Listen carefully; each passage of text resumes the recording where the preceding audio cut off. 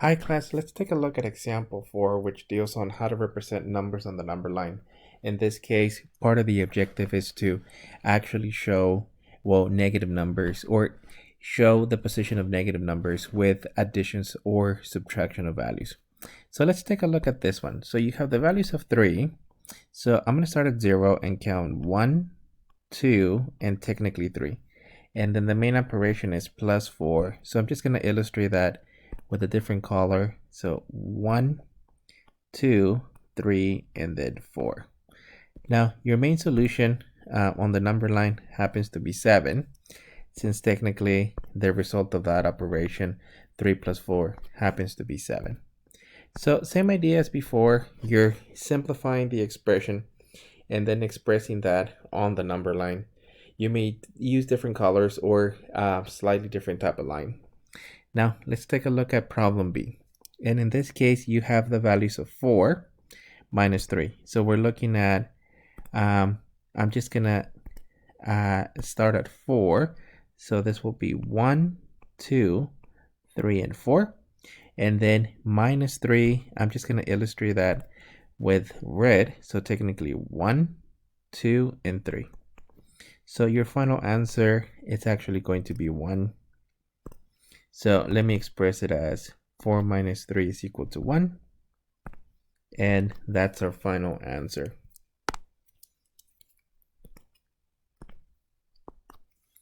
Now let's go to the next one, which is going to be illustrating technically negative numbers. So I'm going to start at 3. So this is going to be 1, 2, and 3. And then to indicate that there's a subtraction, I'm just going to use red. You can use any colors, but most of the notation that we use as we're showing this in the elementary level is using red. So in this case, I'm going to be subtracting the values of 6. So technically 1, 2, 3, 4, 5, and 6. Your final answer on this one, it's technically going to be negative 3. And in this case, well, this is going to reinforce the idea of adding. Anytime that you're adding on the number line, you're technically going to go to the right, subtracting will be to the left. In this case, well, you can actually see that it'll be clear as you're performing this operation that 3 minus 6 is equal to the values of negative 3. So let me rewrite it as negative 3. That's our final answer. I would always suggest that as you're expressing these sums to indicate the actual position of the numbers on the number line with different colors to illustrate each of these positions. Now let's go to the next one. And if your students are already good with the addition, you can actually do the operation on the side and then the sketch or in any other order if they already had a little bit of practice. So in this case, 1 minus 8, sorry, is equal to negative 7. And you can actually illustrate this by starting, and I'm just going to use blue, with the values of 1. And then from the values of 1, so hold on, I need to remove the arrow. 1. I'm just going to be subtracting a total of 8 units to the left. So this will be 1, 2, 3, 4, 5, 6, 7, and technically 8. That's our final answer. Let me just put a circle there. In that case, that's going to be the values of negative 7. Now let's take a look at the next one.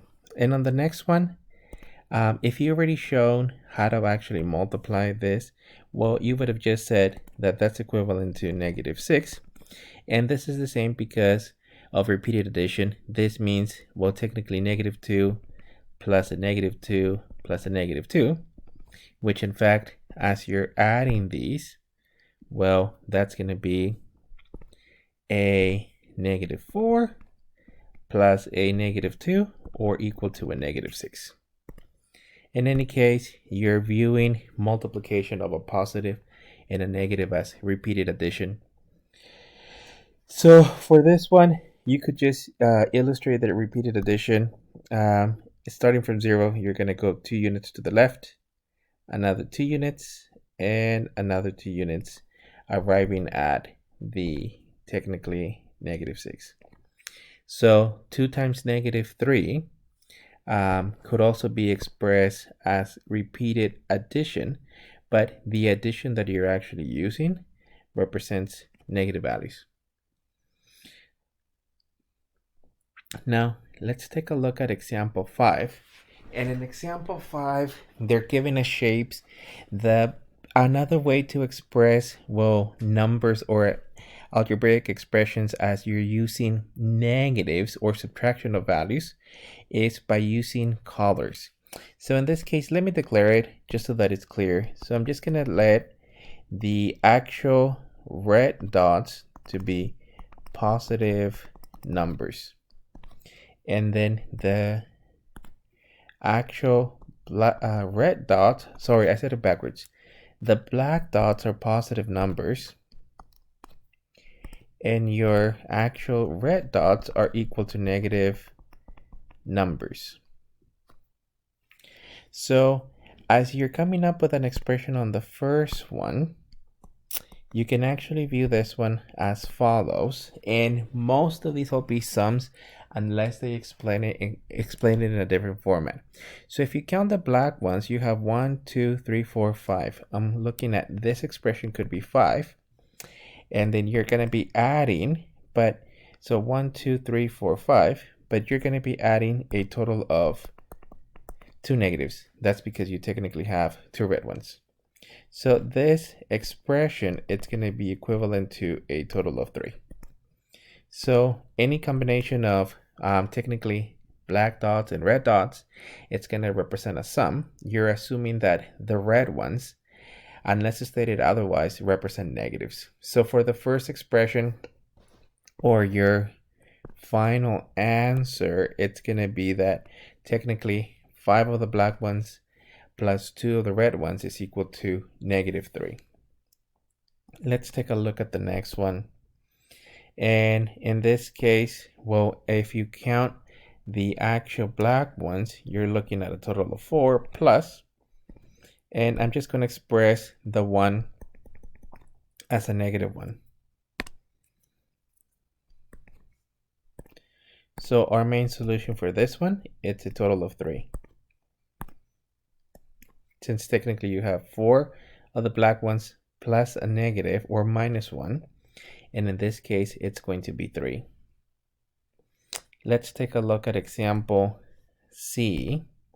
In example C, you technically have -4 being added to a +1.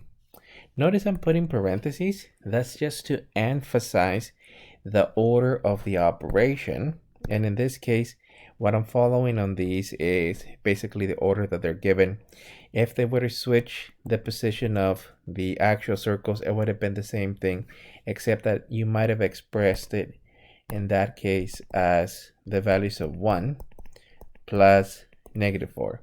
However, it helps with consistency since all of your actual numbers, you're going to read them from left to right. So in this case, it makes more sense that you're looking at, well, 4 negatives, you're adding 1, that's going to be equal to a -3.